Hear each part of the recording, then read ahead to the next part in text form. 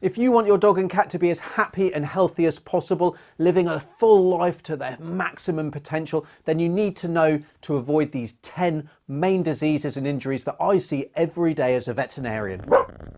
Hi, I'm Dr. Alex from Our Pets Health, where my aim is to help you and your pet live as healthy and happier life as possible. And the first condition you need to think about is obesity. It's a huge issue. About 60% of dogs and cats are overweight or obese, and it increases their risk of diseases like arthritis and diabetes. It has a massive impact. Avoiding it is fairly simple. You should weigh out your pet's food. You should avoid ad lib feeding, so that's just leaving their food down all the time and topping it up as they graze. You should also learn how to condition score your pet so you know if they're a healthy weight or if they're starting to gain a few pounds and are becoming overweight or even obese. Next is learning to recognize the signs of pain. Arthritis is the next most common condition that I see, and it has a huge impact. All too often it's put down as a normal age change where nothing can be done, but that couldn't be further from the truth. So learn to recognize the signs of pain in your cat. That could be they're not jumping up as well as they used to.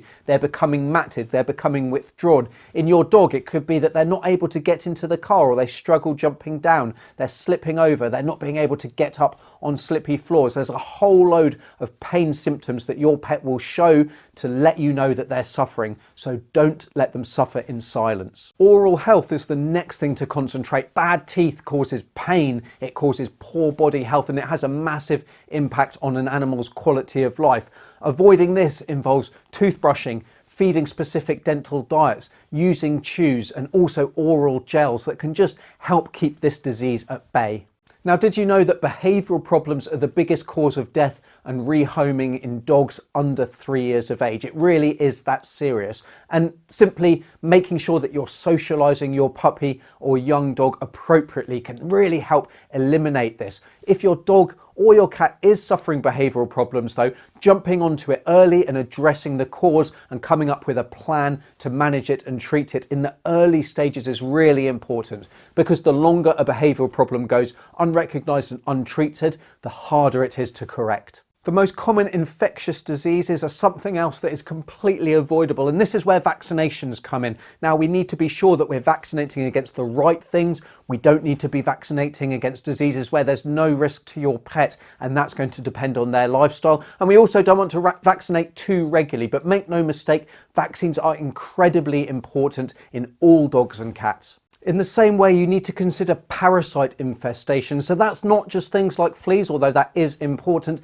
It also means ticks, which carry various different diseases. It means intestinal worms, hookworm, tapeworm, that kind of thing. So depending on what diseases and what parasites are in your area, depends on what products you're going to need to use and when you're going to need to use them. Spaying and neutering your dog is also something to think about. Now, it's not as clear cut as every animal should be spayed or neutered by 6 months of age. For cats, certainly early spaying and neutering may be beneficial. For large breed dogs, it might be that you want to leave it until they're 12 months of age, 2 years of age, or even old. You may not even want to do it at all, depending on their sex and their breed. Diet is the next thing to consider. Feeding an age-appropriate diet, a breed-appropriate diet, and also feeding the right amount. Now, I've already said about obesity, but it's worth repeating. It really is important. Not only are you feeding a high-quality diet, but you're also feeding the right amount and not overfeeding, which is all too common. Skin allergies are another really common reason for dogs and cats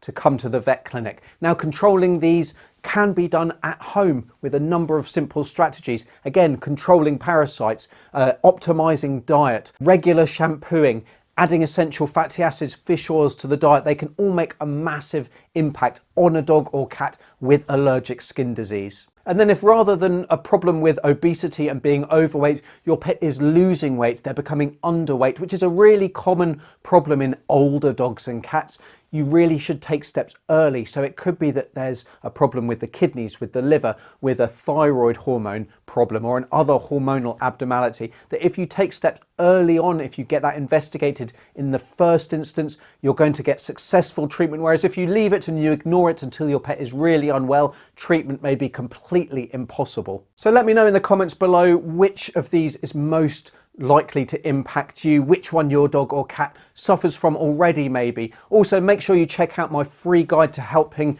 to optimize your pet's health to keep them as happy and healthy as possible and out of the vet clinic, saving you money. And until next time, I'm Dr. Alex. This is Our Pet's Health, because they're family.